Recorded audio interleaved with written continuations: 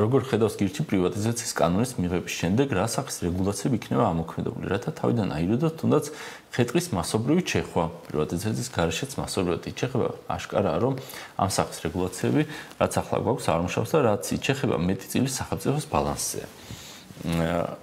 ეხლა რო იჩეხება, მაგას ქვია ეკონომიკაში საერთო საკუთრების ტრაგედია. ეხლა რატო იჩეხება ხეტყი? როდესაც წარმოვიდგინეთ, რომ რაღაცა ტბა არის რა და ტბის გარშემო ცხოვრობთ ხალხი, ჩვენ ყველანი. ოღონდ ეს ტბა არავისი არ არის, შიგნით თევზი არავისი არ არის. ყველასია, მაგრამ ყველასია ნიშნავს არავისი არ არის.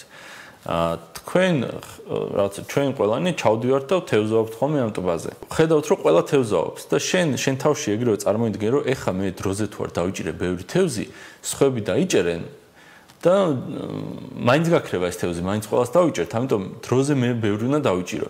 ეგრე ფიქრობს ყველა და შედეგად ტბაში თევზი ქრება, იმიტომ რომ ყველა ცდილობს მაქსიმალურად ბევრი თევზი დაიჭიროს, დროზე მოასწროს, სანამ სხვები დაასწრებენ. ამის ნაცვლად კერძო საკუთრება რო იყოს, ტბა რო თქვენი იყოს.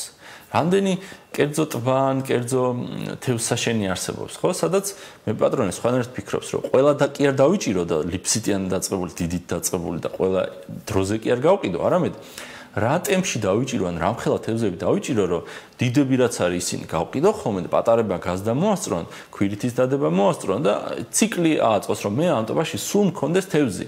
ესე არ ფიქრობს ტბის მე პატრონი ან თევზსაშენის მე პატრონი?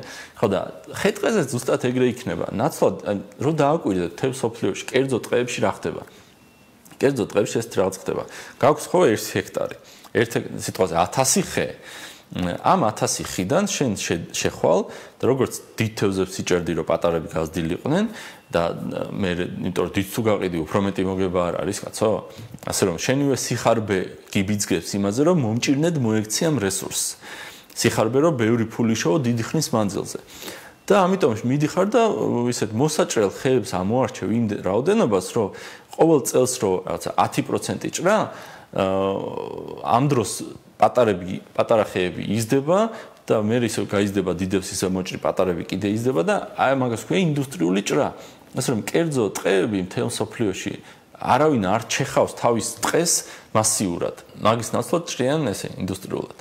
რომ რაღაც იმ რაოდენობის ხე უნდა მოჭრა ყოველ წელს, რომ ამ შენ ტყეში სულ ეს შენ ტყე სულ ტყე იყოს და მინდორად არ გადაიქცეს.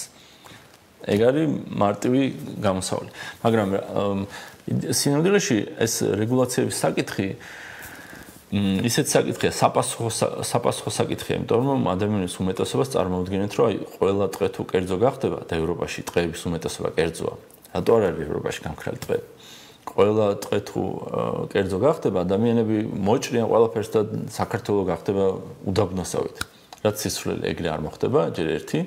მე მეორე, თუ მაინც და მაინც რაღაცები გაწუხებთ მაგაზე ფიქრი, შეგვიძლია ვიფიქროთ რა სახის, რაღაც პირობებით შეიძლება რაღაც ზოგი ერთი ტყე გადავცეთ ადამიანებს. მაგალითად, თუ ძალიან დახრილია ტყე, რაღაცა მთის ფერდობზეა და ქვევით სოფელია, შეიძლება ეს ტყე გადასცე ისე კერძო საკუთრებაში, რომ თქვა, რომ არ შეგიძლია წელიწადში რაღაცა 5%-ზე მეტი მოჭრა, იმიტომ რომ თუ ძალიან ბევრს მოჭრი, შეიძლება მეწყრული პროცესები დაიწყოს, ჩამოიქცეს იგივე აქ თუ იქ.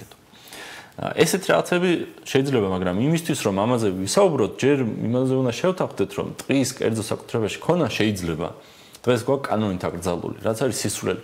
ევროპაში არც ერთი ქვეყანა არ არსებობს, სადაც ტყის კერძო საკუთრებაში ქონა აკრძალულია. აი მაგას შევთანხმდეთ, რომ შეიძლება კერძო საკუთრებაში და მე მოვიფიქროთ, როგორ გადავცეთ ისე, რომ არ თქვენ იფიქროთ, რომ აი დავემხობით და არც საკუთრების იდეა დაზრალდეს.